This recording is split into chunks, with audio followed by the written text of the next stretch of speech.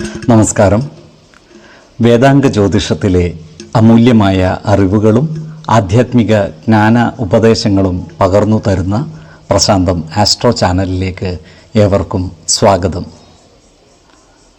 ഈ ചാനൽ ഇതുവരെയും സബ്സ്ക്രൈബ് ചെയ്യാത്തവർ ഇപ്പോൾ തന്നെ സബ്സ്ക്രൈബ് ചെയ്യുക. നോട്ടിഫിക്കേഷൻ ലഭിക്കുന്നതിനായി ബെൽ ബട്ടൺ അമർത്തുമല്ലോ. ഒപ്പം ചാനൽ ലൈക്ക് ചെയ്യുക, ഷെയർ ചെയ്യുക, കമൻറ്റ് ചെയ്യുക. കൊല്ലവർഷം 1199 എടവ സംക്രമം ആയില്യം നക്ഷത്രത്തിലാണ്.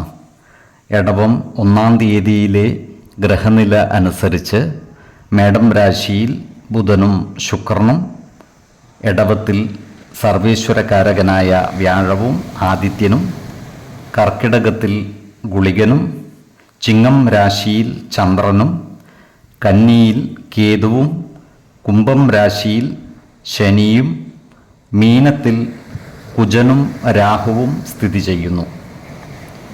ഉത്രട്ടാതി നക്ഷത്രത്തിൽ ജനിച്ചവർക്ക് എടവമാസം പൊതുവെ ഗുണദോഷ സമ്മിശ്രമായിരിക്കും.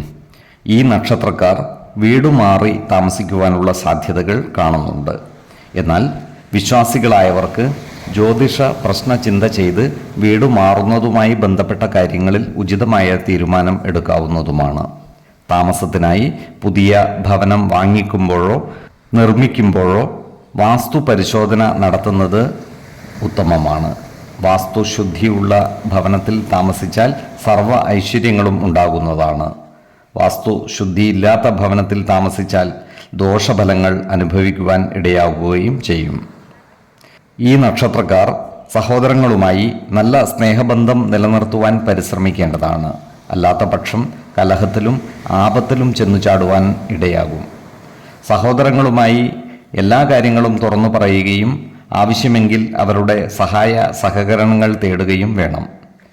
ഈ നക്ഷത്രക്കാരായ വിദ്യാർത്ഥികളും ഉദ്യോഗാർത്ഥികളും മത്സര പരീക്ഷകളും മറ്റും എഴുതുന്നതിനായുള്ള പരിശീലനങ്ങളിൽ ഏർപ്പെടുന്നതായി കാണാം. കഠിന പരിശ്രമം ഇവരെ വിജയത്തിലേക്ക് നയിക്കുകയും ചെയ്യുന്നതാണ്. ഈ നക്ഷത്രക്കാർക്ക് ജോലിയിൽ സ്ഥലം മാറ്റം വന്നു ചേരുവാനുള്ള സാധ്യതകൾ കാണുന്നുണ്ട്. അതുപോലെ ജോലി സ്ഥലത്ത് മേലധികാരികളുമായി അഭിപ്രായ ഭിന്നതകൾ വന്നു ചേരുവാനുള്ള സാധ്യതകളുമുണ്ട്. അതിനാൽ സഹപ്രവർത്തകരോടും മേലധികാരികളോടും നല്ല രീതിയിൽ പെരുമാറുകയും എല്ലാവരുടെയും ഇഷ്ടം പിടിച്ചുപറ്റുവാൻ പരമാവധി പരിശ്രമിക്കുകയും വേണം. ജോലിസ്ഥലത്ത് കൃത്യനിഷ്ഠതയും സത്യസന്ധതയും പാലിച്ച് മുന്നോട്ട് നീങ്ങുവാൻ പ്രത്യേകം ശ്രദ്ധിക്കുകയും വേണം. 2, 20, 29 തീയതികൾ അനുകൂലമാണ്. ഈ നക്ഷത്രക്കാർ ജനിച്ച സമയത്തെ അടിസ്ഥാനമാക്കിയുള്ള ജാതകത്തിലെ ലഗ്ന രാശിയുടെയും ലഗ്ന അധിപന്റെയും സ്ഥിതിയും ശുഭ-പാപ ഭാവങ്ങളുടെ സ്ഥിതിയും ഓരോ രാശിയിലെയും ഗ്രഹങ്ങളുടെ സ്ഥിതിയും അനുസരിച്ച് ഇവരുടെ പൊതുഫലത്തിൽ ഏറ്റക്കുറച്ചിലുകൾ ഉണ്ടാകുവാനിടയുണ്ട്.